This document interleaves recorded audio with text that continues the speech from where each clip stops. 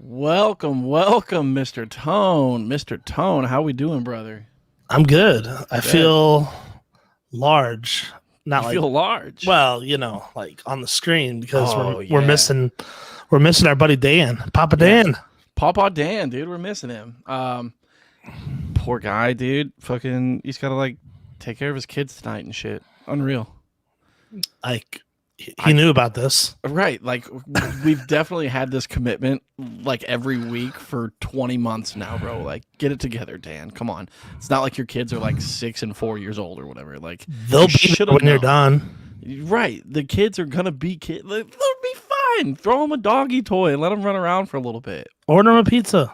Yeah, whatever. Turn on some cartoons, bro. Unreal. Put on Space Jam or something. Oh shoot, man. Unreal. Well, what do you say? What do you say we just jump into it then, bro? Let's just you and jump. me. We got a packed full one. Let's jump. All right, bro. Let's do it.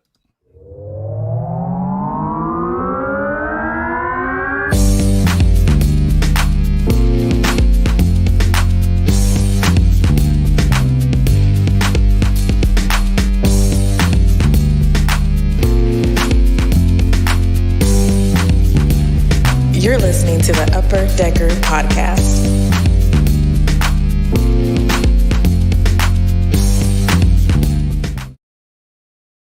Welcome back. It's episode 84 of the Upper Decker Podcast. I'm your boy Ty. And I'm your boy Tone. And I'm your boy Dan. And Is the that what it boys sounds like? I don't know, dude. I'm so bad at impressions. I did your impression too the one week you were gone. Not great. I heard. Not great. Yeah, no, I heard. Oh shit. And the boys are back in town, baby. 2 out of the 3 of us. Great episode we've got ahead of us. We're gonna do the season's over. So we're gonna talk about this last month, the September review, talk a little bit about playoffs, talk about you, me, and old Dano's predictions for the playoff bracket. And it's the last week of our boys, brother. Actually, I think you should be. Well, no, yeah, I'm the sad one. You should be excited. Don't give away any spoilers, bro.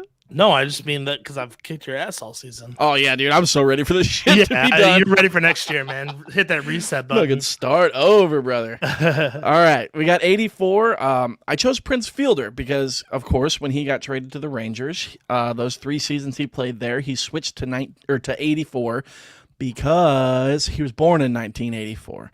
So that's the whole reasoning behind that. And I'm really glad that I waited 2 days for his jerseys to become available when he got traded, because I definitely went in and I customized one to say Fielder and 28.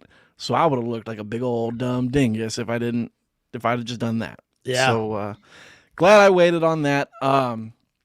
Prince, man, what a small, great window. Yeah. I think he only played 12 seasons, 11 full seasons, because not including his rookie year or whatever, but man. Yeah, you could argue 9 full. He had right. 39, 42, and 89 games played in 3 of those seasons. So right, yeah.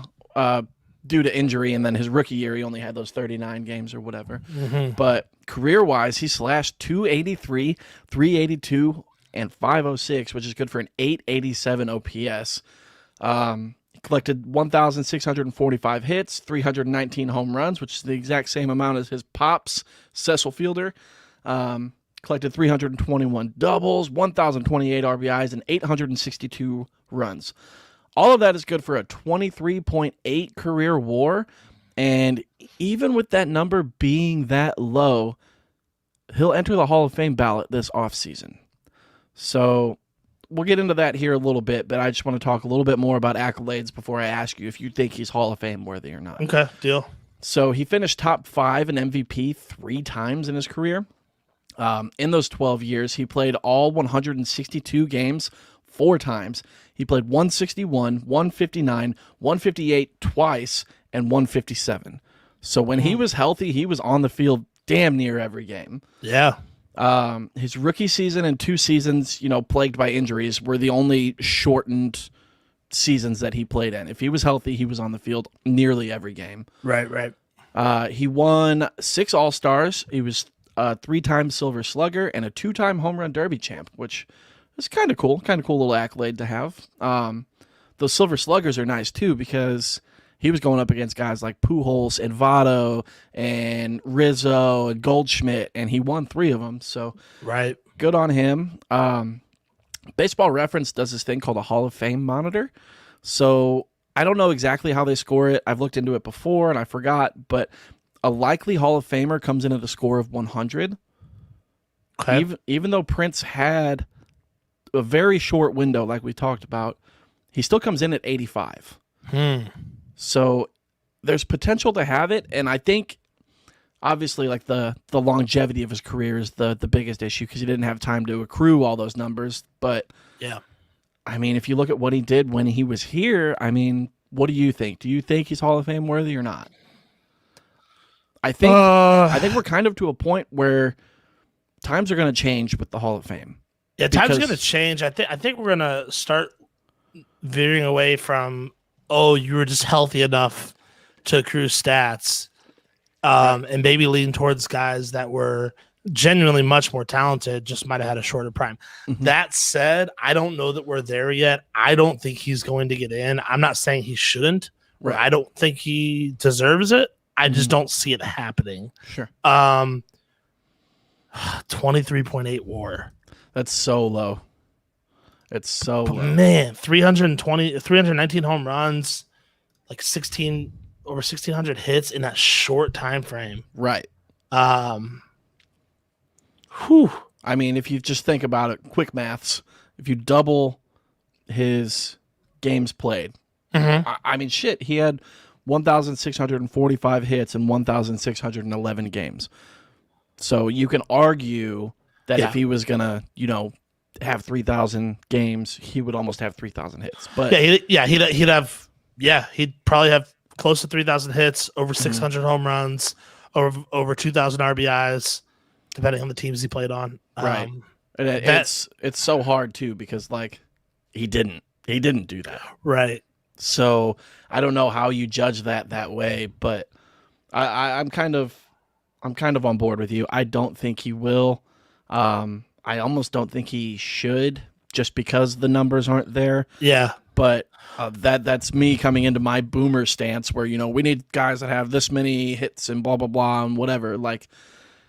It will change. And it's going to take time for people to wrap their heads around it or whatever. But we're not going to see, Derek Jeters anymore, who just stuck around long enough, like you said, to be healthy and collect these numbers and build those numbers that he has. I don't think we'll see a lot of that anymore. Right. Are you going to bring this picture up, bro?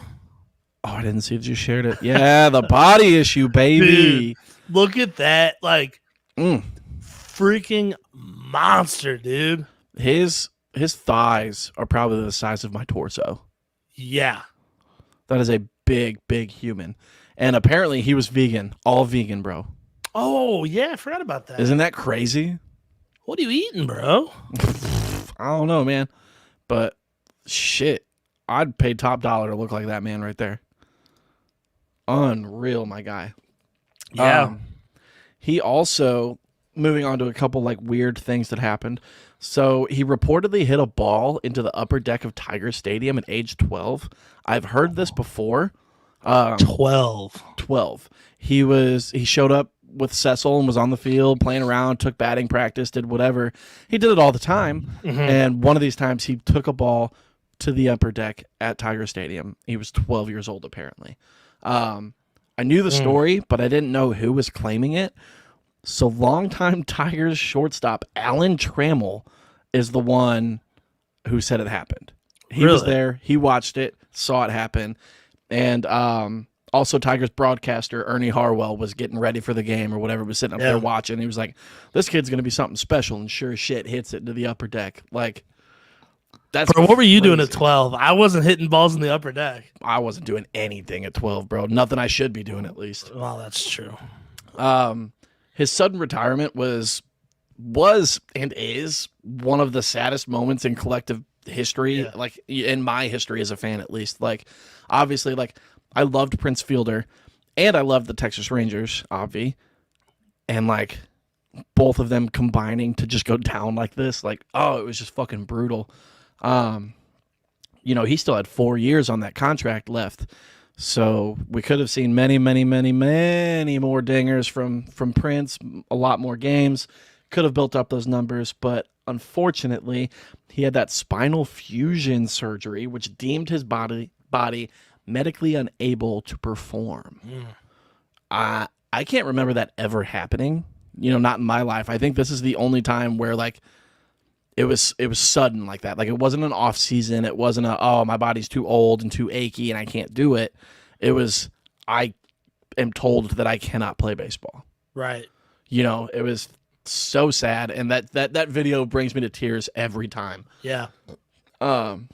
Just real quick, he and his dad, they both played with Russell Branyan and David Bell. So that was kind of cool. I saw that, and I was like, hey, sick, bro. Russell Nice. Branyan. Russell Branyan, what a name. That, yeah.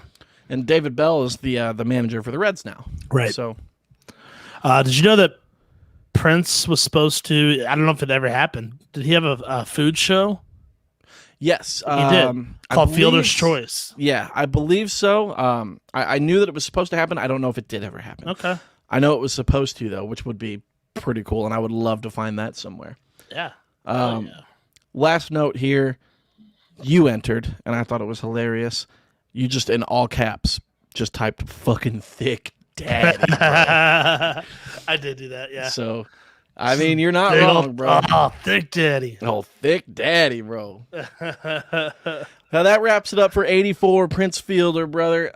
You want to do some birthdays for me? Hey, yeah, I would love to do some birthdays. Hell yeah. Guess what's back? Uh-oh. What we got?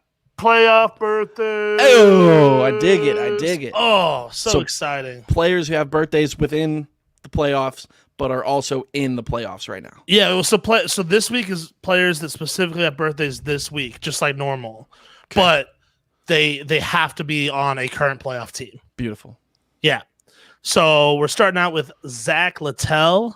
I'm not gonna lie, I was not even familiar with this guy at all. Me either. It's pretty good. He's part of let's see. Well, he's 26 this week, by the way. Oh. Part of the best bullpen in baseball. The San Francisco Giants. Their bullpen as a whole finished the year with a 2.99 ERA and a 1.13 WHIP. Wow. But I think he had well over 60 appearances, so he was a big part of that. And I think his ERA personally was actually lower. So, in 2017, that was his last season before he got called up. So he was in the minors. He played for 3 different teams, and he finished that year with a 19-1 record and a 2.12 ERA. Oh, wow. He went 9-1 with a 1.77 ERA with the Tampa Yankees.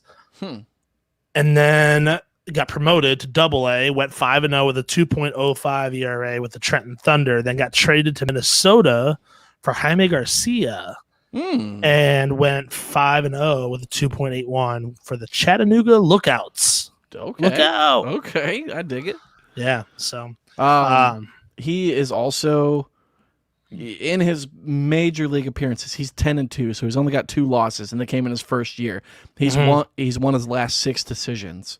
Yeah. So I know it's out of the bullpen or whatever, but it's cool to open it up. And I saw, 1,000% win-loss percentage on 2 seasons. I was like, oh shit. Yeah, and he did have a couple starts this year. I don't know if they were using him as an opener type role or what, but he has a couple starts. Yeah, he started 2 games. His whip, as you were talking about earlier, was a 1.135. ERA is a 2.92.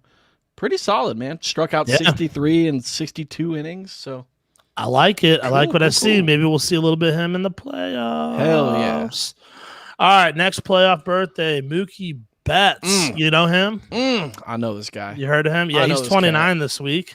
It's funny because it feels like it's been his worst year of his career so far, which is absolutely insane because he still has a 854 OPS.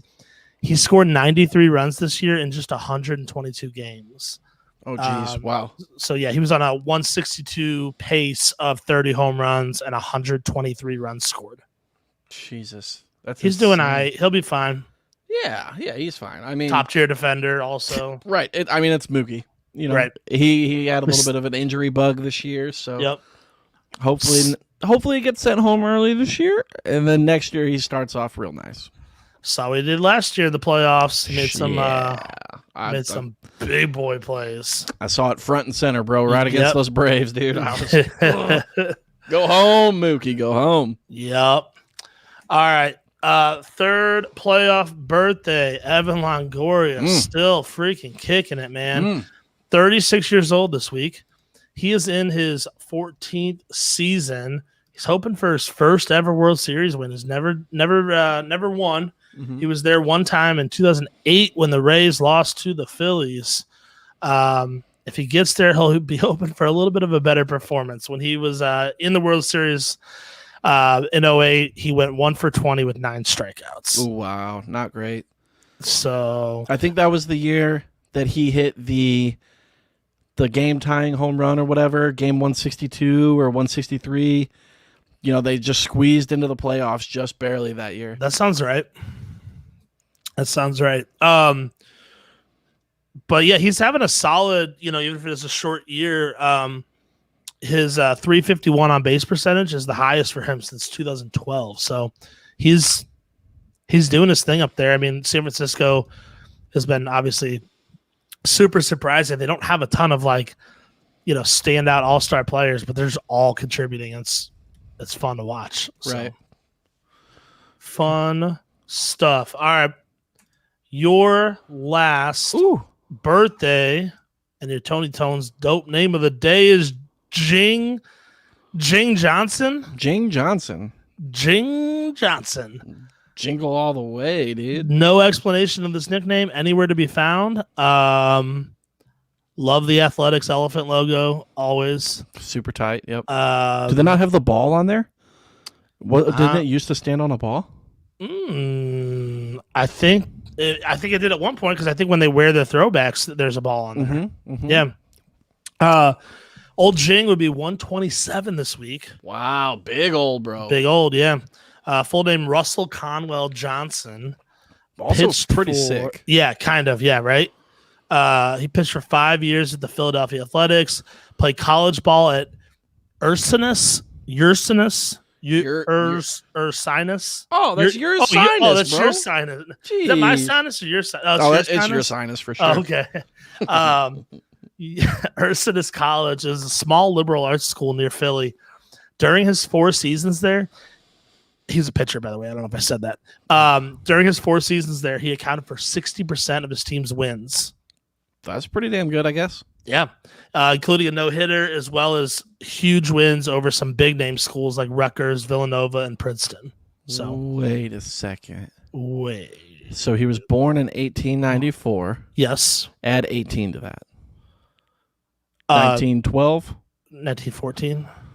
1912, something. 12? I don't know. It's around there, dude. Was he the only pitcher for Ursinus College back then? I mean, maybe. The team just had a 600 win percentage because he started every one of them. Right. Yeah, that could be. That might be possible. I did not dive that far into my research.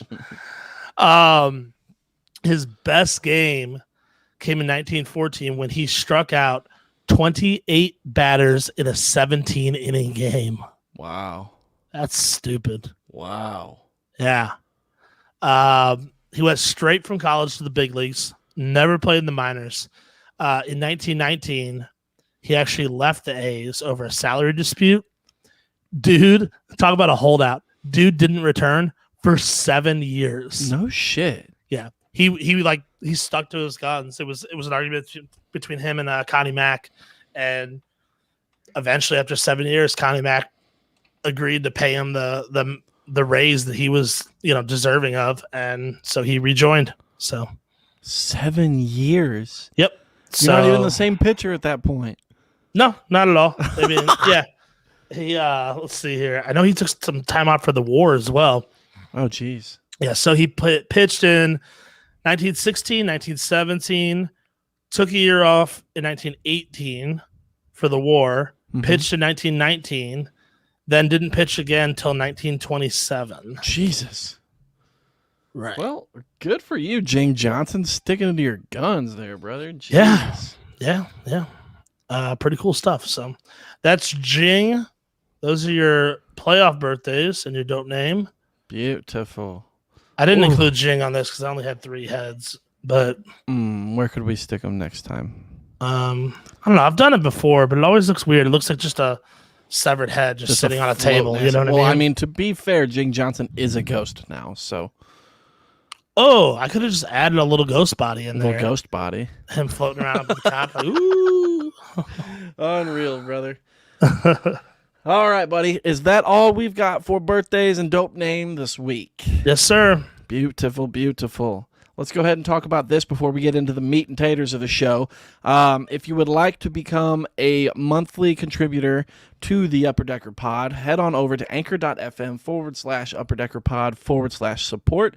You can donate $1, $5, $10 a month. All of that goes right back into the show, helps us pay for subscriptions, equipment, whatever is, on the old docket coming up, because shit ain't cheap, tell you what. Inflation and stuff. So we could use your money. Inflation. Insurance. And if you can't sign up for the monthly donation, we super get it. We totally understand. No problem. Head over to PayPal. Go to paypal.me/upperdeckerpod. You can do a one-time donation. You can literally send us 50 cents if you want. Whatever you can do helps. Don't send us 50. That's rude. Well, what if we get like 10,000 people to send us 50 cents each? All right, fine.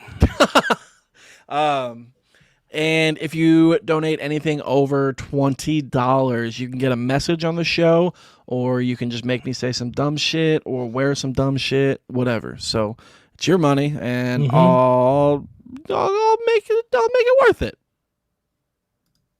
Okay, I'm in. I don't have to say anything, so. Yeah. All right, we're going to move on over to Wheelhouse now. Wheelhouse, we've got Who's Hot coming on deck right here. We're going to start off with the Dodgers. So they're hot. They are hot. They're the second hottest team in all of baseball right now. Probably actually the hottest, but probably finished with the second best record, which is just ungodly. It's just crazy. 105 and you're a wild card team. That's crazy. Yeah. In their last 10, they're 9-1. They made that exciting push for the NL West, but ultimately lost the division for the first time in 9 seasons. They had won 8 straight. So that's crazy. Yeah, Giants just came in and they're like, yeah, I don't know, man. We're going to just go ahead and take this year. Like, we know that you guys are going to try real hard, but we're going to try harder. One game harder. I think the Giants were the last team other than the Dodgers to win it, correct? Back in 2012? Yes. Yeah. Yeah. Yep. So the Dodgers didn't, it's not like they didn't try, because they went 43-13 since August 1st. So they made the trades July 31st, got Scherzer, got Trey Turner, and went on just a historic streak. 43-13 in that time. However, they never passed San Francisco in that span, who went 42-16. So the Dodgers did historic shit, and then the Giants just kept doing their historic shit. And they were like, guess what? We're just going to go ahead and stay ahead of you by 1 game, and we're going to get the series. You go ahead and play that one game play-in spot. Right. It's crazy. The Dodgers finished the season with the best run differential in all of MLB at plus 269. Nice. So nice, bro. That's almost 300 fucking runs difference, bro. That's insane. That is fucking crazy. That is crazy. I mean, if you just do math, let's see. Do math. It's about 2 runs a game, almost. Yeah, 1.6. So you're beating them by almost 2 runs every game, no matter what. That is crazy, bro. Oh, they're going to be tough if they get past the Cardinals in the 1 game, because you never know what can happen in 1 game. But if they get past the Cardinals, they are going to be tough for anybody. Agreed. Even we'll the Giants. Yep. Bro, you know who else is hot? There was too many players to dwindle it down. So we're just doing a collective these players. These are big name players that are ready for the playoffs that I think are going to make or break their teams. Love it. So Brandon Lau, Trey Turner, Corey Seager, AJ Pollock, a lot of Dodgers, Dylan Carlson, and Aaron Judge, all this past week had 3+ home runs and a 1,000 OPS or higher. Okay. Some of them much higher. Some of them, I think Lau had like a 1.6 or something stupid. Crazy. And he had more than 3. He had like 5 home runs. So all these guys are just tearing it up right now. I'm really curious to see, what they can do. Right. They absolutely, any one of these guys has the power to make or break their team. Agreed. Especially the ones that are playing in the 1-game playoff. So. Right. Brandon Lau had the 3 home runs in 1 game the other day. So there's that. Turner had 2 grand slams this weekend. Yeah. Like, I know we haven't really got into it yet, but the Dodgers are kind of shooting themselves in the foot here with injuries. But, like you said, you got 3 guys right here, 3 mainstays, front and center pieces that are hot right now. So you never know what's going to happen with these guys. That's 3 names that don't include Mookie Betts or Cody Bellinger. Right. Even Justin Turner, who's been a huge catalyst for that team for the last however many. That whole fucking team's the same. Old Redbeard. Old Redbeard. All right, so we're going to move on a little bit here to who's not. Kind of got a little bit of an iffy one here. So hear me out. It's not that he's not hot, because he had a great season. And he's handsome. And he's so hot. Handsome AF. Bryce Harper. So he had a great season. I'm not taking anything away from that. An amazing season. But he fell short when the team really needed him. So last week, when the Phillies were coming into Atlanta, they were down 2.5 games and had a 3-game series. No big deal. Come in, win 1, win 2, make it close, make a push towards the end of the season. Nah, they went ahead and got swept. So that sweep included the Braves clinching, winning the division, and also in that series, Bryce went a massive 0 for 11 with 1 walk, 1 run, and 5 Ks. That's not good. Yeah, you can't be doing that. And like the strikeouts, they weren't pretty either. I watched all 3 of those games, and he did not look comfortable. He looked like a fool in the batter's box. Right. So you don't know what it is. I mean, you've got to make adjustments at some point. I know that you had a great season. Everybody's going to have a down series or whatever, but I mean, I'm not complaining that he had a down series. I'm just pointing out the obvious here. Sure. But it wasn't just him. It was the rest of the team. They were all struggling to get on base and string some hits together, but he's an NL MVP candidate, so you have to be productive somehow in crucial times like that. Like, you have to be able to lead that team and just be a catalyst for something. Get something going. You can't go over in a big series like that. Yeah, so you and I like to argue with people a lot about baseball. Oh, do we? Do we? I think we do. You and I are both huge proponents of the fact that the MVP, the league MVP, does not have to come from a playoff team. Correct. I don't think so, no. It's all, to me, it's about how much value they added to the team. They can't carry the entire team. Right. But if they add, I'm not saying literally only look at WAR, but if they add 10 wins or 8 wins or something to their team, I mean, that's that's a ton of value. You look at Ohtani, it doesn't matter if the Angels didn't make the playoffs, whatever.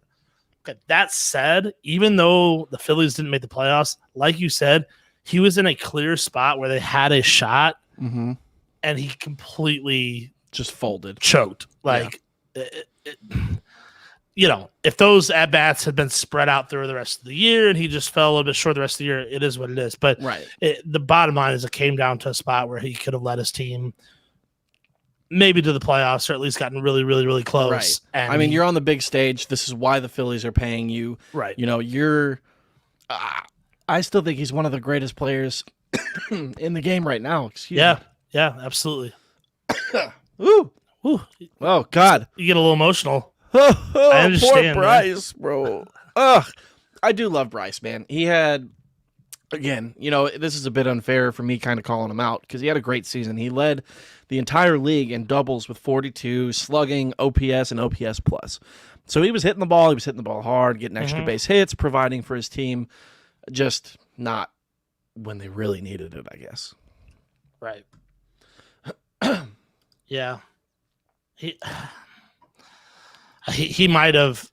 I don't know that he was gonna like automatically win. He wasn't gonna automatically win the MVP, even had he done good Right. the last couple weeks. But that might have moved him just out of an MVP spot. But who knows? Yeah. Yeah, Who we'll knows? find out. I think it's going to be a close race for MVP no matter what. Yeah. You know, I don't think we're going to talk about it too much this episode, but I really want to kind of dig into that at some point. But I think if you talk about value as a whole, had Bryce Harper had a better series against Atlanta, he'd be way higher on my list. But he's dropped down with Tatis falling off how he did. He's dropped down my list. Mm-hmm. I really, and I know this is my bias showing, I don't think the Braves make it if Austin Riley doesn't have the year that he has. And I know that we just talked about, you know, the Braves, you don't have to come from a playoff team to win the MVP. But him having the season that he had and putting those numbers up when, you know, the Braves lose Acuna and the Braves lose Ozuna and all that, and he puts it together, you've got to look at him for more of an MVP, I think. I really, really think you have to. Man, I'm just looking at these numbers. This is going to be a really tight race. It's going to be so tight. It's going to be tight. I think those are your top three. I know Juan Soto's in there. Soto's in there, dude. Yeah. Soto's really in there. Who did you say? Tatis, Harper, and Riley. Oh, and Riley. Yeah. Soto is in there. Trey Turner's going to get some votes. True. God, yeah, Juan Soto did have a hell of a fucking season. Albies going to get some votes. Freeman's going to get some votes. Yeah. It's going to be scattered. I think it's going to be, you know, one extra vote's going to get you in, I think. Very possible. Well, whatever. We'll find out, I guess, after the playoffs are over. We got bigger fish to fry here for a little bit. Jace Tingler also relieved from duties as a manager out in San Diego. We all knew it was coming. And it finally came to a head, and they relieved him of his duties. He was 116 and 106 in 2 seasons as a Padres skipper. You and I talked about it the other day. I don't think he's a bad coach, and I think he'll latch on somewhere else. Just kind of seems as though he lost the clubhouse a bit there in San Diego. Yeah. You know, like we talked about, that's a lot of big names, big personalities out there. And one thing that I brought up is I think him not being a former player kind of stands a little bit of ground with these guys because he can't relate to them on the level that they're at right now. Like, these are superstars. Right.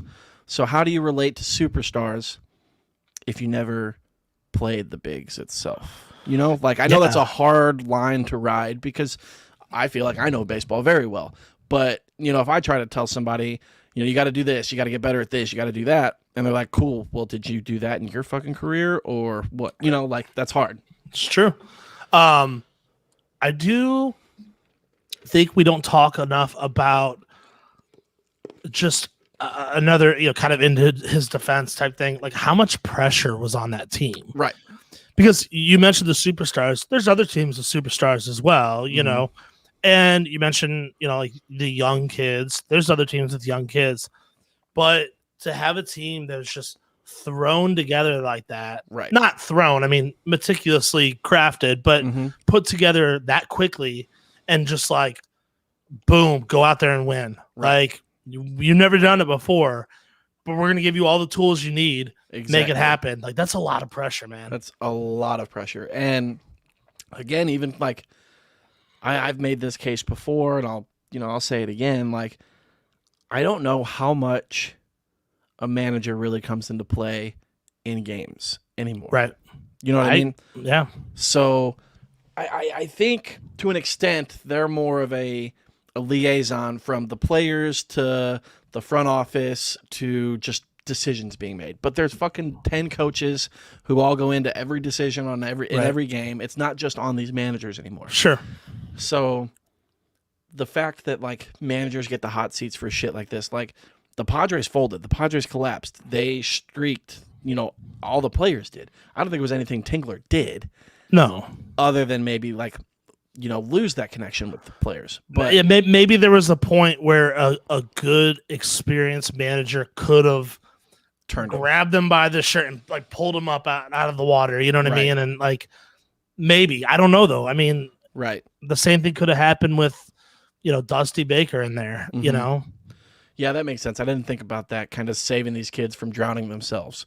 Right. It's not like he drowned them, but if No. these kids are drowning themselves, like, yo, get up out of here. Right. Let's figure it out. So with that being said, they are rumoring 3 replacements right now, and they're all old and they're all experienced. So Buck Showalter, Ron Washington, and Bruce Bochy. All of those names have been linked to the Padres. I don't know if you remember or not, but Ron Washington was actually the runner-up for the position after. Oh, no, I didn't know that. It was right before they hired Tingler. So Okay. Tingler, Ron Washington. Yeah. And Washington was returned to the Braves, became their third base coach, infield coach, all that. Okay. But they really liked Wash. I think that would be a great fit. That I didn't even think of that. I like all 3 of those guys, to be honest. But I do too. Wash Except for might be better. Bochy. Bochy can fucking cool it. I don't like that guy. I don't know. I don't know if I know enough about him, but Sure. He just got a big old head, dude. I don't like looking at him. That's He's a so problem. Big head, boring. Just get out of Yeah. here. You can't have bobblehead. you can't have a big old noggin. That's not going to fly. I think they could also look internally at like Skip Schumacher. We've been talking about that a lot. Yeah. I like the stuff that he does out there as their bench coach. So it's fun to watch him. Or maybe like, Sam Fold has been in runnings for managerial positions lately.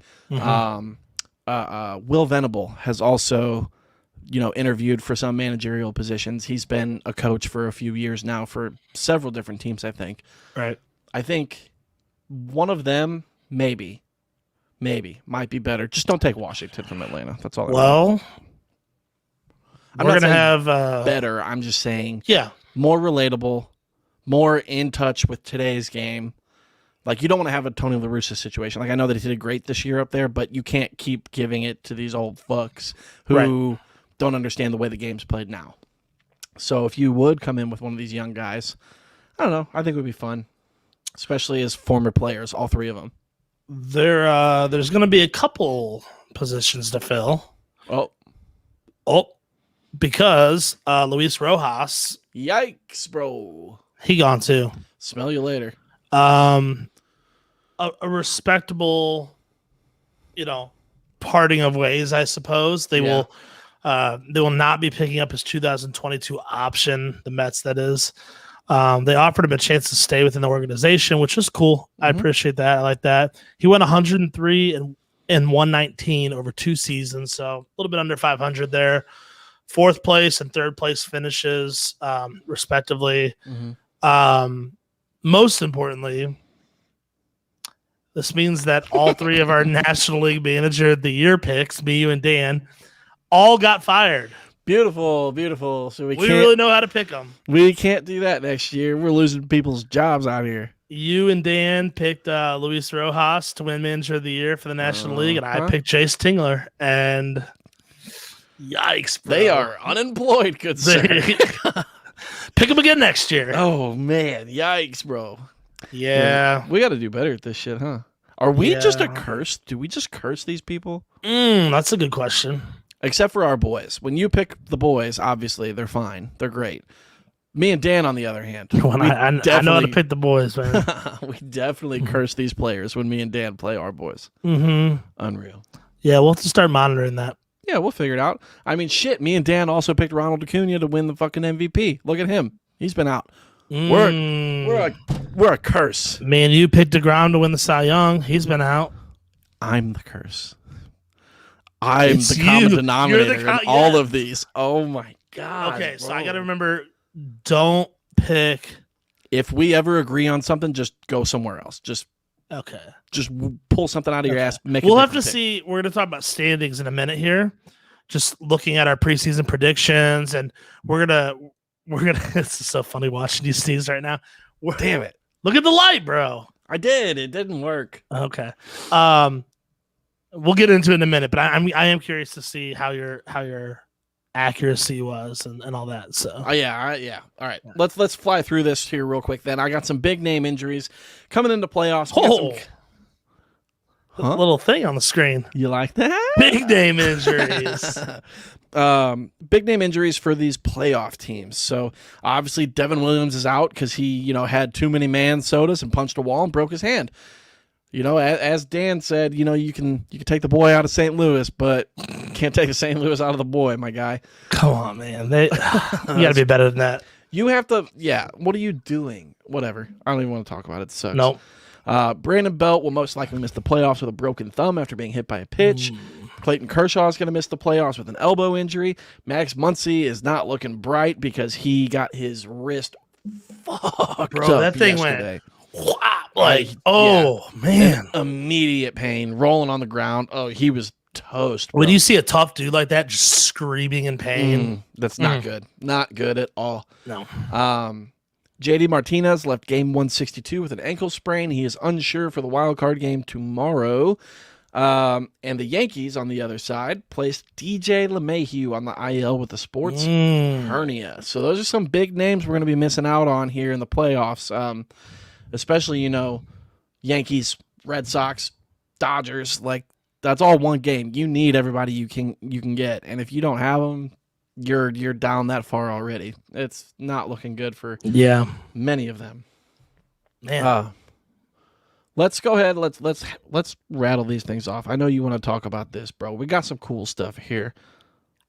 Why don't you go ahead and talk about your boy? I'll let you do it. Marcus Simeon sets the record for most home runs by a second baseman with 44. Or if you're from St. Louis, farty far. Farty far.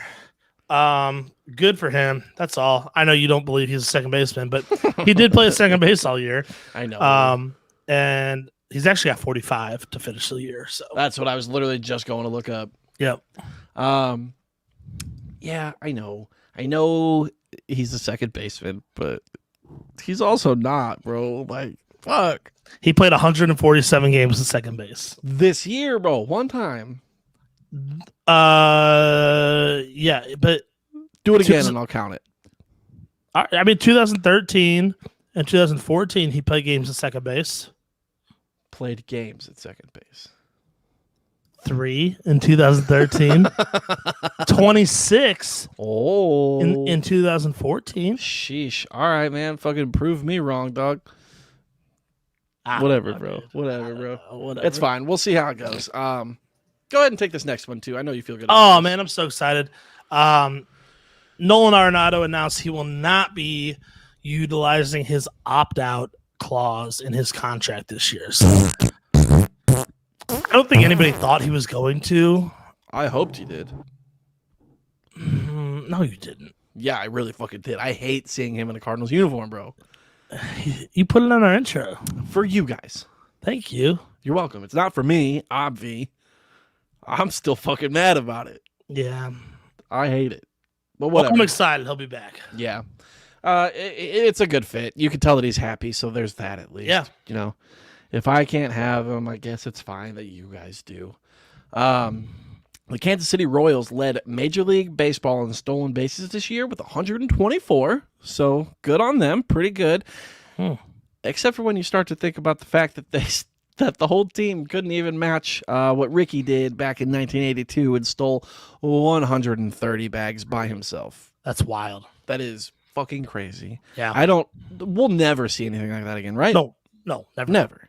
I mean, we had guys like, we had like Billy Hamilton, Trey Turner, D. Gordon. Like, these guys, I mean, could, in theory, do it, I think, but the game's just different, man. The game's just different. You're not going to see all these stolen bases get racked up like that. And I know Billy Hamilton had a problem getting on base enough to steal all the bags or whatever, but right, man, would have been cool to see, 100 stolen base season again. That's true. Also, something that you don't see very fucking often, to cap off his season, Fernando Tatis Jr. hits a homer out of Dodger Stadium. Did you see that? No. Bro, a fucking pisser. A pisser, bro. He joins Mike Piazza, Mark McGwire, and Giancarlo Stanton as the only people to do it in history. Wow. Yeah, so he hit it on top of the pavilion off in left field, went out of the stadium, which got me thinking, on the anniversary of Fernando Tatis Sr.'s 2 Grand Slam game, you remember how Tatis Jr. hit the 2 home runs? Yes. Okay, so it got me thinking. I was like, this 2 grand motherfucker. slams. Are you talking about the 2 grand slams in the same inning?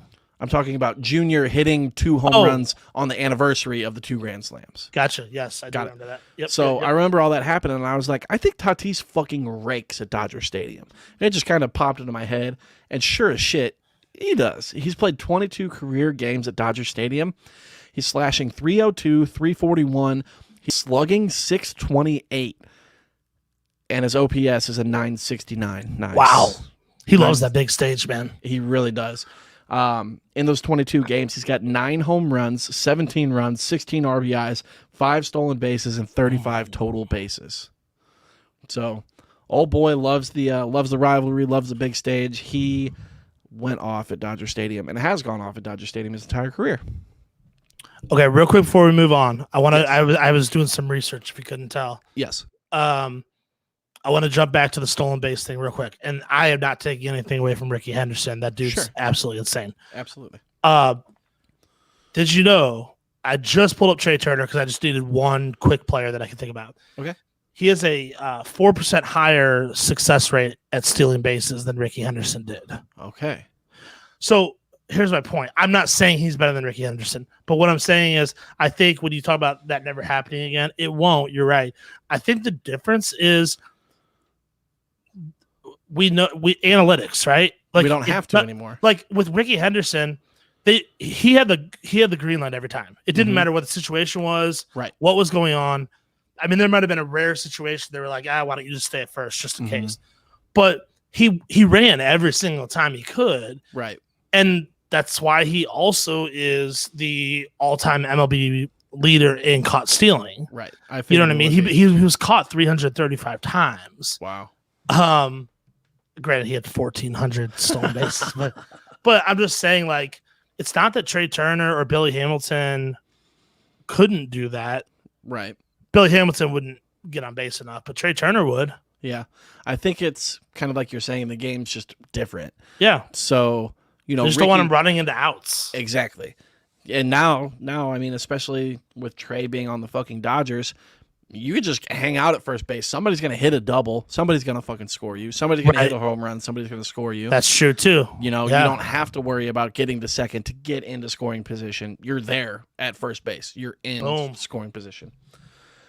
All right, buddy. We got our season review. I'm going to go ahead and pop this up. Why don't you explain to the people listening what this graph is all about, huh? Okay.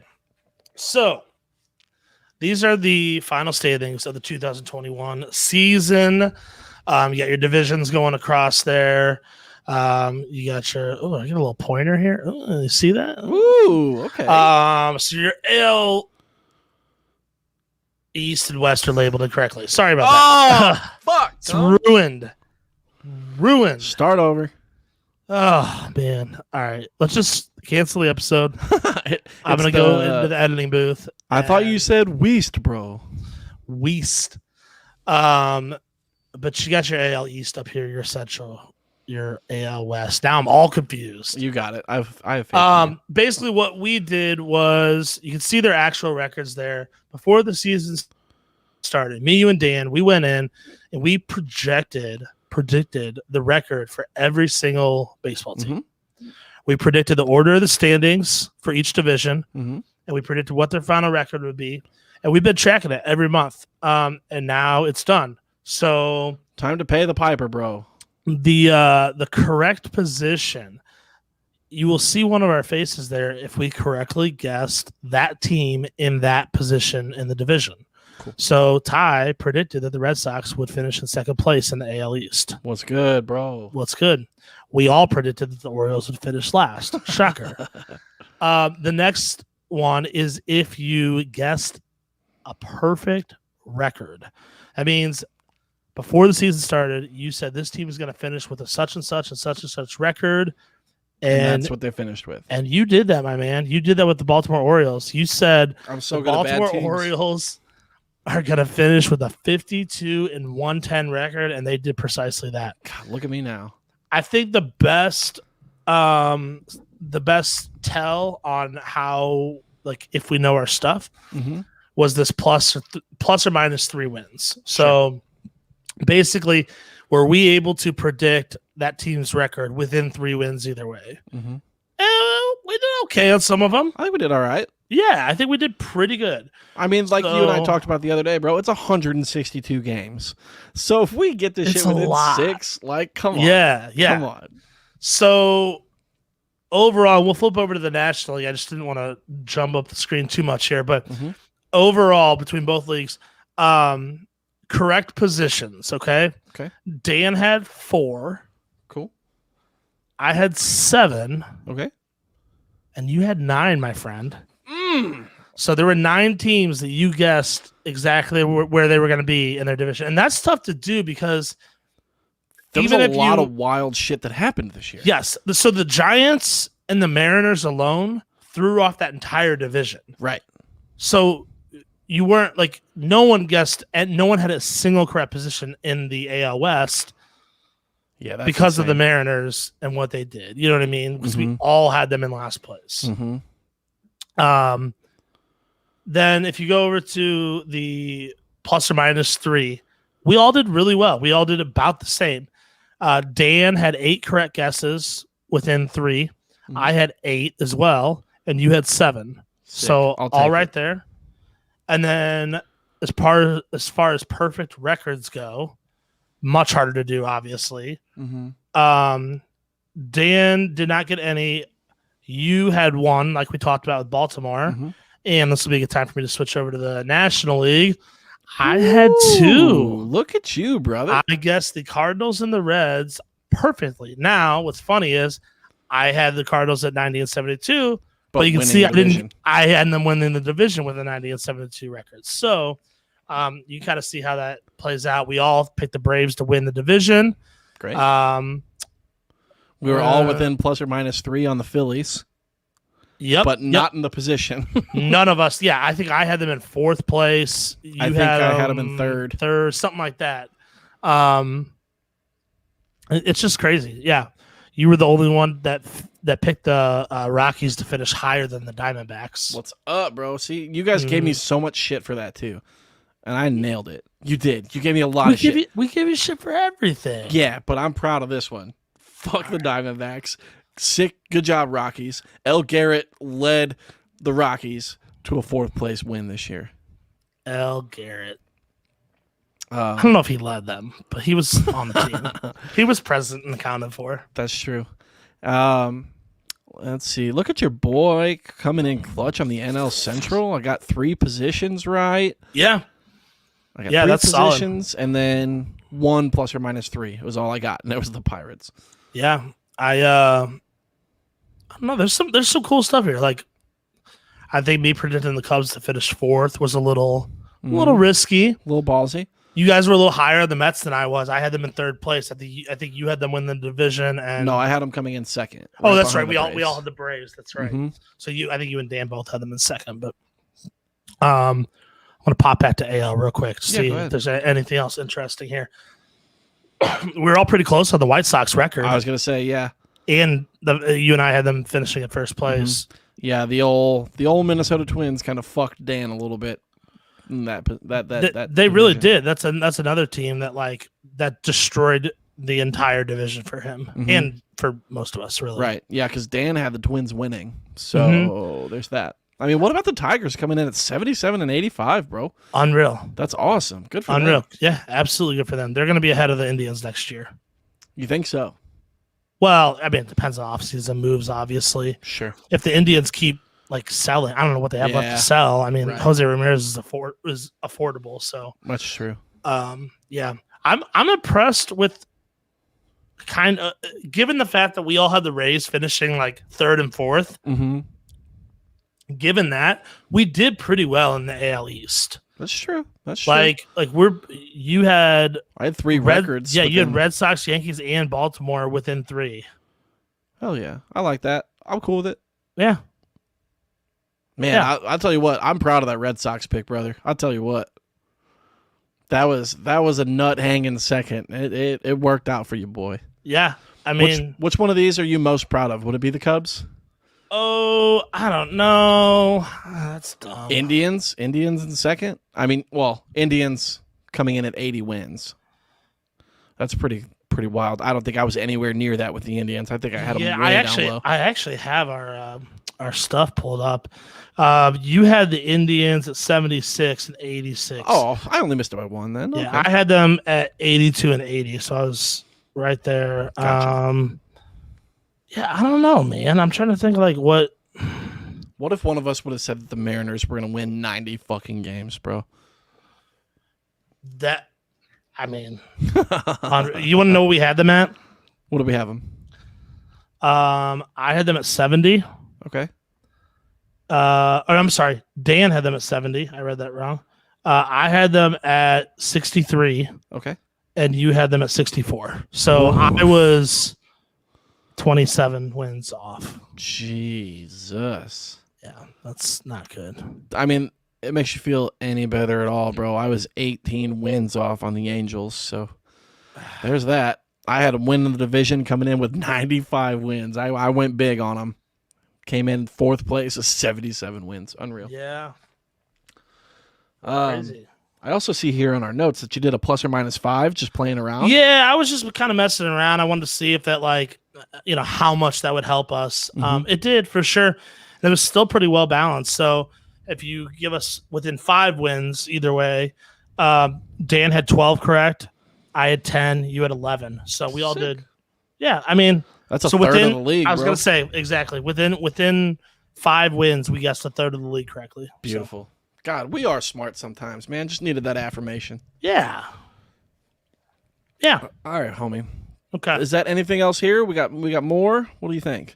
Nothing as far as standings. That's how we did. We'll get into a future episode. We're gonna talk about like our award predictions. And should stuff, we should just wait until the awards come out and then compare and talk? You think? Yeah, I think so. All right, we'll do that then. So after the playoffs take place, and the awards are all handed out, we'll go back and revisit our predictions for the awards. We also predicted. Remember when we did our divisional breakdowns? We did. It was 6 separate episodes. Right. For those divisional breakdowns, we picked who would lead each division in home runs, stolen bases, all that stuff, ERA. So forgot about that. We'll pull those up, and I think I don't know. We'll do that at some point. We'll do that over the next couple weeks sometime. Sure. We'll pull those up, and we'll either pat ourselves on the back or laugh at ourselves. Yeah. I mean, bro, we talk so much baseball, so I forget a lot of the things that we say. Right. I kind of let my nuts hang on some shit, but look at us. Look at us, bro. 33%. I'll take it. You know what I'm curious on? We What's also that, did those. We put together a rotation. Yeah. For the division, like you can only use pitchers in that division. We'll compare them. I'm curious to see like how they would have held up throughout the season. Hell yeah. Big down for that, brother. All right, cool. You want to get into some playoff predictions here? What do you think? Playoffs? Hell yeah. Yeah, man. Let's do some playoffs. This is the bracket, man. This is what we're looking at. Dodgers and Cardinals are going head to head in the NL wildcard game. The winner's going to play the Giants. The Braves and Brewers are going to play each other. And then on the flippy flop, you got classic Yankee. Dude, can we talk about these wild card games? Beautiful. Cardinals, Dodgers, and Yankees, Red Sox, bro. It's fucking great all the way around. Oh my goodness. 2 of the best rivalries for like the last. Well, obviously the Red Sox, Yankees forever. Cardinals, Dodgers, pretty intense for the last 10 years. Super historic teams, like just teams that are in it every year. Well, when they're not tanking like the Red Sox, but you know what I mean, right? Well, then not to mention like the head-to-head just bulldoggery between the Cardinals and Dodgers this last decade or so, like boiling down to a 1-game playoff to get into the playoffs, bro. That's a 16-game win difference between those two too. Yeah, it's crazy. It makes you think there's something wrong with the system, but I don't know that I have a better system. I was kind of talking about this today. What if, before we get into all of this, I just want to kind of pick your brain, I guess. What if we just ditched the division winning and we just took the 5 best records? Kind of like what the NHL used to do before they changed it. Really? I don't know anything about it. I think it's like the NBA too, right? They just take the Oh yeah, the yeah, top yeah. 8 teams, and Mhm. one plays 8, 2 plays 7. That's it true. doesn't Just seed matter. them. Yeah, yeah, man. I don't know. I guess we'll find out. So like, how would they do that? Would it be the 4th and 5th seed played each other in the wild card game, and then 1, 2, 3 had division series? No, if there's 8, everyone could just play. Well, I'm just saying with this amount of teams is what I'm saying. If we just did the 5 and 5, like now. Yeah, I guess it's just the 2 worst records. So it would be Braves and Cardinals in the wild card game, Yeah. and then it would still be Red Sox, Yankees. right. Yeah. Yeah.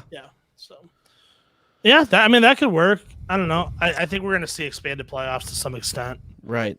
I think so too. I mean, don't get me wrong. I'm glad the Braves skipped right over to that division series, but also kind of unfair that they've won 88 games and the Dodgers got 106.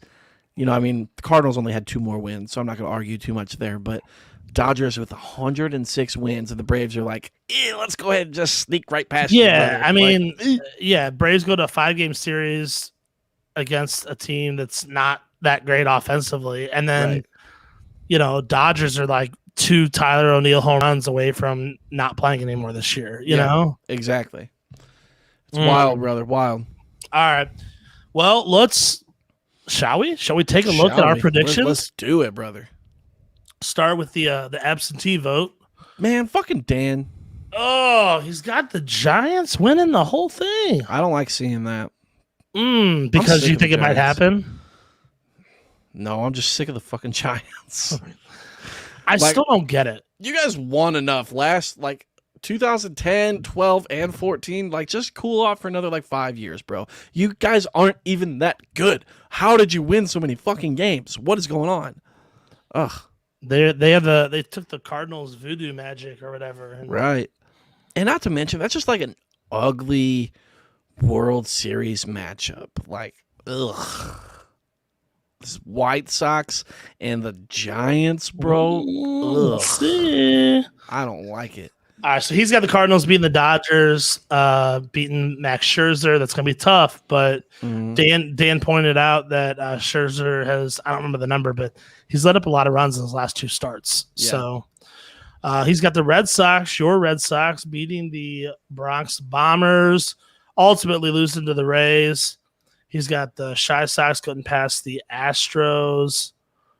I mean, I don't know. You could put these in any order, and I'd be like, well, I could see it. Right. It's a good group of teams. There's no team in here that I feel like just doesn't belong at all. Exactly. I agree. I think the Brewers are the weakest team, even with their standout pitching. But I still think they belong. Yeah, I agree. And then you're losing Devin Williams, so obviously that makes them a little bit weaker. But yeah, they belong for sure. But yeah, I can't think of a better team in the NL really to get in. I guess maybe the Reds, but even then they've been super super soft lately. So I think the Reds finished well. I think they finished exactly where they deserved.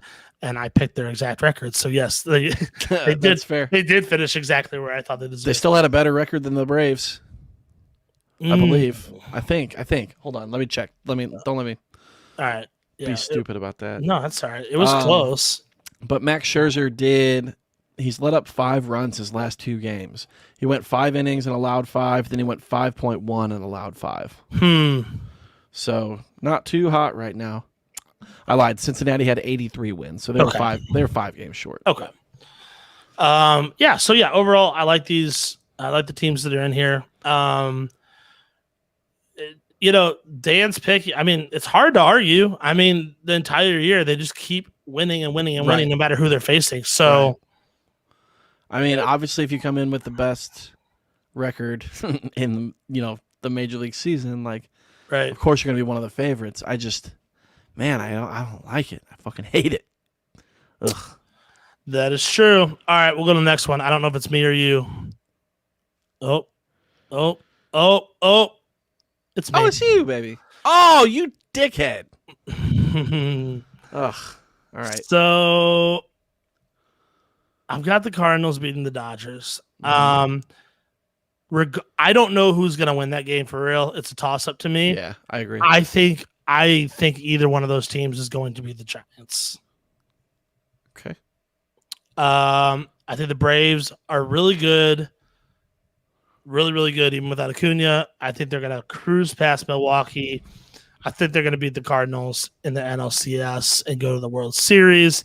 I think the Yankees have enough firepower in their lineup to where they're just, a Judge home run, away from taking the Red Sox in that one game. I think they're going to beat the Rays. I don't like that. I don't like that, and I don't agree with it. I mean, that's fine. The Rays were a better team this year. I don't. I like the Rays. I just don't. I just don't get it. Yeah. Do you remember last year when I said the Rays were going to win the World Series before the season started? And Kevin Cash said, "Fuck me." Yeah, Kevin Cash said, "No, we're not." And right. Told Blake Snell. Yeah, you can never. You just can't count the Rays out, man. No, I know. I know that the Yankees are kind of hot right now, and I'm sure that they're amped, ready to play tomorrow at Fenway, where they just whooped Boston's ass last week. Mm-hmm. But man, I don't know. I just don't know, man. This is so hard. It's a fucking toss up all the way around, my guy. Yeah, I'm going with the White Sox though. I think they have such a good balance between offense, starting pitching, and bullpen. Yeah. They're dangerous in all three categories, extremely dangerous. So unfortunately, I agree. I just don't want them to win. I don't want them to. Well, who do you want to win? Well, let's talk about it. Flip on over, dude. I'm doing it. I'm fucking doing it. I'm sending it. Full send.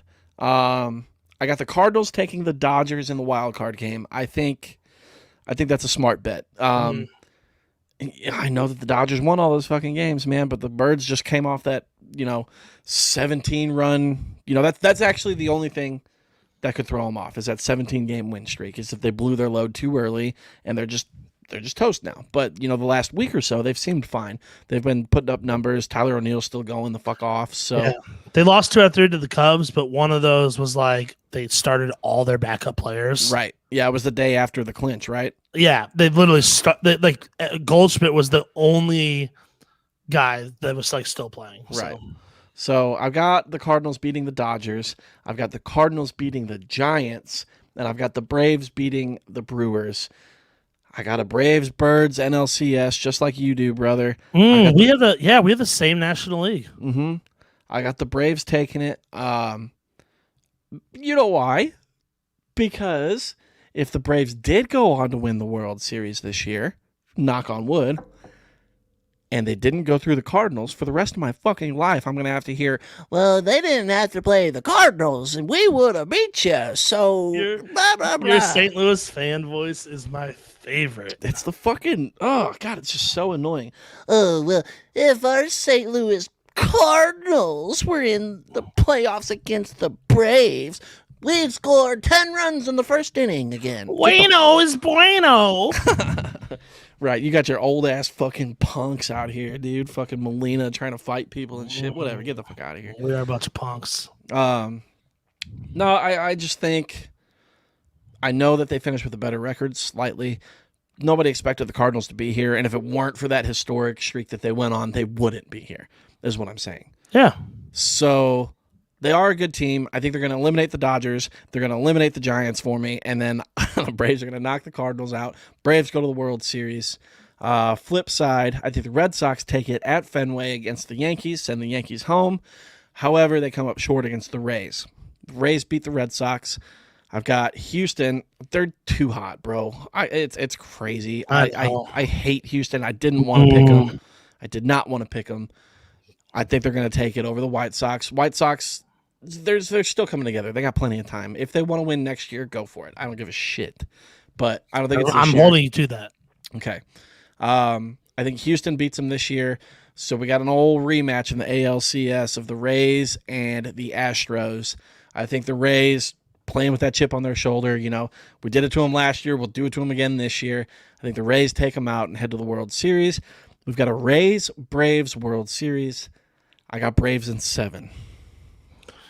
Ooh, I forgot to mention my number of games. I have the White Sox over the Braves in 7 as well. And Dan has the Giants over the White Sox in 7. We all have it going 7 games. It's hard for the World Series to not go 7, I think. Yeah. Like, I don't think we're going to see many sweeps ever again. No. You know, these teams are just too good, balanced all the way around throughout the league to where there's going to be 1 or 2 games that go one way or the other. Sure.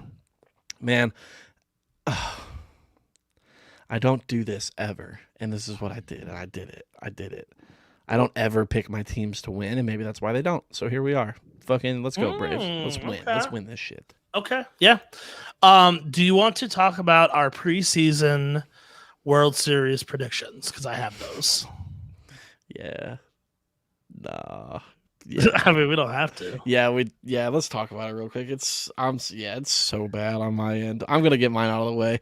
I had the Mets over the Yankees in 6. I had a Subway series, and I had the Mets taking the whole thing in 6. And yikes, bro. I mean, it's not a stupid pick. It's not, but it just didn't turn out right. No, I mean, yeah, it looks bad now looking at the Mets like 70-something win record. But right. I mean, they made a lot of moves, and DeGrom got hurt, and that is whatever. true. DeGrom being hurt was big. Yeah. I originally, before the season started, had the Dodgers over the Yankees in 7. So glad to see both teams are in the playoffs. I was gonna say that could still happen. Right. It could happen. Yeah, we'll see. And then Dan had the Dodgers over the Chicago White Sox in 6. So he's just riding it out with the White Sox, making it and losing. He doesn't give a shit. Right. He thinks the White Sox all year second best team, no matter what. Right. He started off, White Sox gonna lose. Here we are, fucking 6 months later, White Sox still losing that shit. They gonna make it, but they gonna lose. Right. So looking at who we have selected to win the World Series now, we've almost got a little bit of like a rock, paper, scissors situation. Because Dan's got the Giants over the White Sox. You've got the White Sox over the Braves. I've got the Braves over Tampa Bay. I see what you're saying. You know what I mean? Almost a full circle there. Like our brackets, well, me and you have that similar nationally, but like me and you are completely flipped in the American League. Every single pick was opposite. But our national leagues are exactly the same. Unreal. That's crazy, bro. Yeah, we'll have to see. That just goes to show it can go anyway. I mean, shit, let's see. So I was like 33% correct on all the team's placements. You were like 30% correct on all the placements. So we're like, there's like a 15% chance that this is right, one way or the other.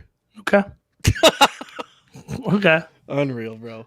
I'll take it. Oh, God, I'm just ready for playoffs, bro. Starting tomorrow. Oh, gonna be a good one, brother. Hell yeah. All right. Are we doing it? Are we shutting it down for the season, brother? It's time for the Our Boys finale. Let's talk about it, bro. Let's talk about it. So last week, Mr. Dan, Mr. Absent Dan, chose Tommy LaStella last minute because Brandon Belt went down. He did have Brandon Belt. Brandon Belt broke his thumb. He picked Tommy LaStella. Tone, you had Mr. Paul Goldschmidt, and I chose, in my opinion, MVP frontrunner Austin Riley. Let's see where third place is. My guy, Tommy LaStella, old TLS, Dan's boy, went 4 for 16, just 250 all the way through. Pretty damn good. No home runs, 4 total bases, 1 RBI, 1 run, 0 walks, 1 strikeout, 0 stolen bases, coming in with a total of 5.5 boy points. Dan finishes the season with 5.5 total points on our boys tracker. Number 2, who we got? It's me. Woo! I finally, after 9 straight wins or something, did not win. That's what you get, brother. You got too cocky. You get too cocky, bro. Paulie Goldschmidt let me down. Not a terrible week. 267, 353, 400 slug, 753 OPS. He went 4 for 15, 6 total bases, 1 ribby, 2 runs, 2 walks, 4 Ks. Good for 13 boy points. To be fair, that's one of my better weeks for the last 3 months. So Yeah. you had your worst week in 3 months, Yeah. and I had my best week in 3 months. Yeah. It is. It's bound to happen. Yeah, you had a great run, bro. Don't let anybody take that away from you, not even me. So with that being said, your boy dethroned the king for the last week of our boys. Couldn't let you go 10 straight to just take it all at the end. I got greedy. You didn't. You got stuck with NL Central again, Right, bro. again, yeah. Again. Austin Riley went 7 for 22, good for 318, 545 for an 864 OPS. He only had the 1 home run, but that's fine because he had 32 other ones this season. He had 12 total bases, 7 RBIs, 3 runs, 0 walks. Yikes, 10 Ks, brother. And no stolen bases. So he came in at a modest 22 boy points. But I will take that win. Me and Dan are tied for second place, so we're going to have to figure out a tiebreaker for our boys. That's a good question. We're going to have to, bro. We're going to have to. So we might just go through and count home runs for the season. What do you think? Between me and Dan. On our boys. You need to go back and look at each of those weeks. And I guess we have it all written down. Yeah, I've got it all. Yeah. We'll go through and accrue the home runs. Home runs is the tiebreaker. I'm looking at your things. Ooh, that's gonna be Yeah, that'll be close. I almost shouldn't say that because I went 5 straight weeks with no home runs. I'm looking at him. I mean, he didn't win these weeks, but I'm looking at Shohei, Petey, Mookie, Harper, Salvi, Gallo. He's got some. I don't know though, but he didn't win those weeks. So Right. I mean, I went Lindor, DJ Peters, Brandon Marsh, Ozzie, Trey Turner, and Jose Abreu. I think all of them had 0 home runs the weeks that I picked them. Whatever. We'll figure it out. No big deal. Right. I won this week. That's all I need to know. How about that? And there's the full. Is it full? Did we miss that 1 week still where I fucked No. up? This has it. Okay. I think it was somewhere in here. The Yelich week. Yeah, I saw it. Yeah, it doesn't matter though. We're good. So Beautiful, I think beautiful. it might have thrown our account off by 1. It doesn't matter. Beautiful. It does not matter. Yeah. So let's see. 1, 2, 3, 4, 5, 6, 7, 8. Yeah, you stopped me from the Big 10 in a row, buddy. I'll take that, dude. Man. That's a win in its own. Yeah. Jesus Christ, I hadn't won since Ronald Acuna went down, bro.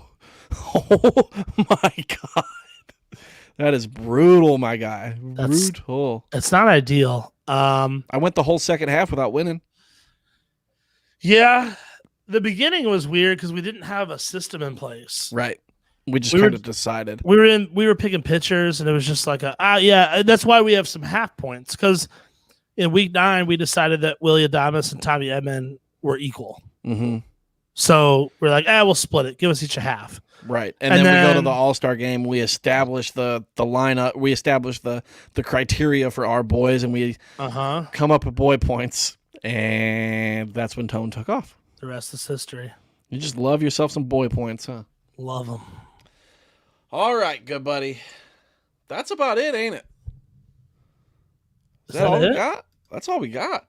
We don't have to That pick it? new boys. Is that it? That's it. Holy smokes. Man, bro. Unreal. Wow. Well, shit. With that being said, guys, thanks for listening. Thanks for tuning into the live stream. We appreciate y'all. If you want to watch that live stream, it's Twitter, Facebook, YouTube, all of that at Upper Decker Pod. Tone, go ahead and just tell them where they can listen to us if they don't want to watch the live stream. If you don't want to see our beautiful faces and want to listen, you can search for some reason. For some reason. Go ahead and search for Upper Decker Podcast pretty much anywhere you get your podcast. Spotify, Apple Podcasts, Google Podcasts, lots and lots and lots of platforms. If you're doing that, while you're there, leave us a review or a rating, a few comments, 5 stars, whatever that system allows you to do. Yeah, those are big. Yeah, it's huge, man. It's like one of the most important things you can do, even more so than giving us money. But if you do want to give us money, If you do want to give us money, head on over to anchor.fm/upperdeckerpod/support. You can be a monthly contributor of 99 cents, $4.99, or $9.99. All of that will just go into like subscriptions that we're, paid for, our website subscriptions, StreamYard subscriptions, StatHead, everything that we use to collect all of our data and to portray our information to you guys. Right. So basically you're just investing in us making you smarter. That's all that is. It's a great way to look at it. Thanks, man. You're paying $5 a month for baseball school. They're investing in their own education. Exactly. Who doesn't want that? And if you can't afford to do it monthly, or maybe you're just rich enough that you can do a one-time thing, head on over to PayPal, paypal.me/upperdeckerpod to do a one-time donation. You do that one-time donation of $20 or more, and I will read a message or a statement on air, whatever you want me to say, within boundaries. Other than that, man, I super appreciate you guys. If you don't want to give us money, if you don't want to become a monthly contributor or just send us a small lump charge, head over to the website, check that out. We've got our Printify and all that shit working now for the merchandise. So if you go on over to upperdeckerpod.com, buy yourself a shirt, buy yourself a hoodie. It's going to be getting cold here soon. Buy your mom a hat. Moms love hats. Moms love hats. Mom fucking love hats, dude. And that way we get money and you get something cool in return. So head on over there. Again, that is upperdeckerpod.com. That's where all of our episodes get posted to. You'll get notified when that goes through, I think, if you do it somehow. Dan kind of was talking about it. Tone's got the website pulled up right here. Got your episodes there. You got your merch here. Mm-hmm. Got some fleece shorts. I need to get myself some fleece shorts. My fleece shorts are in the cart ready to go, my guy. Payday, here we come, man. That's what I'm talking about. Just putting our own money in our own pockets. Yep. Love it. With that being said, I tell you what, we're going to get out of here. We'll see you guys next week for episode 85 of the Upper Decker Podcast.